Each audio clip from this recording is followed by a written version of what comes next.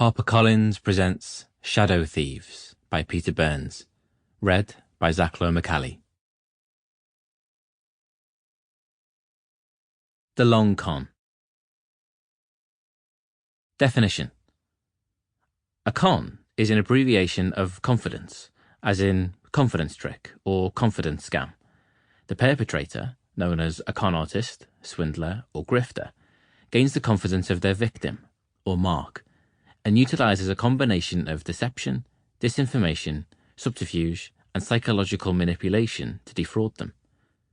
For the best examples of the most lucrative and daring long cons carried out in the last 70 years, see Selling the World with Smoke and Mirrors by Mortimer B. Hooklake, Buford's School for Deceptive Arts graduate number 24397.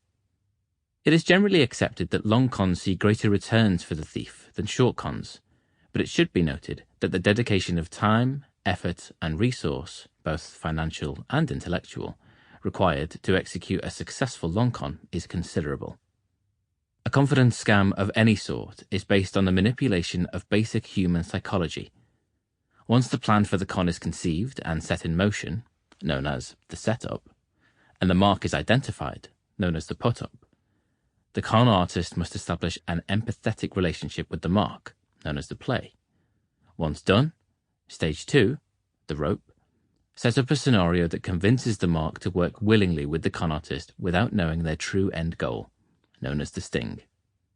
This extract is taken from Chapter 2 of Concise Conversations and Conclusions Concerning Conceptual Cons by Forrester D. Belliner, Buford's School for Deceptive Arts graduate number 26418.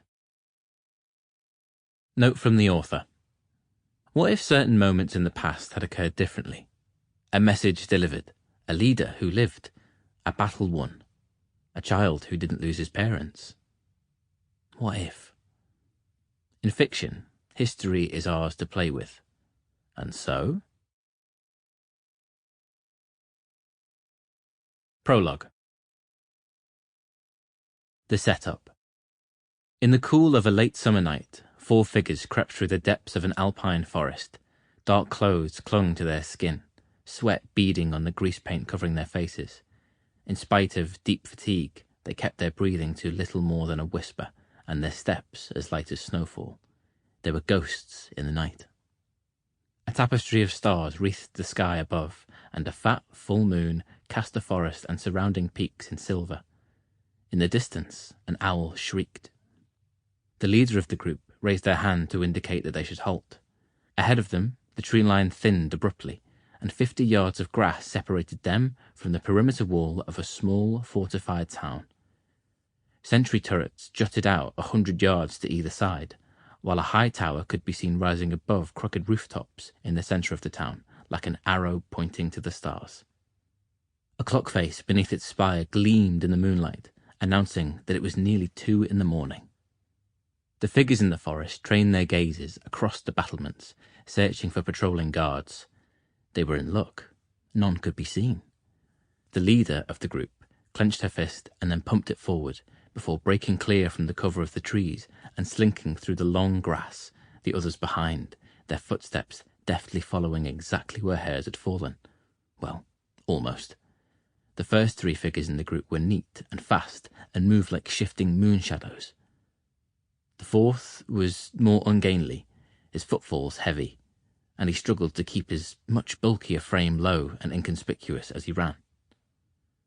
Crossing this exposed stretch of grass under bright moonlight was the moment the group of thieves were most at risk of observation from the guards that patrolled the wall.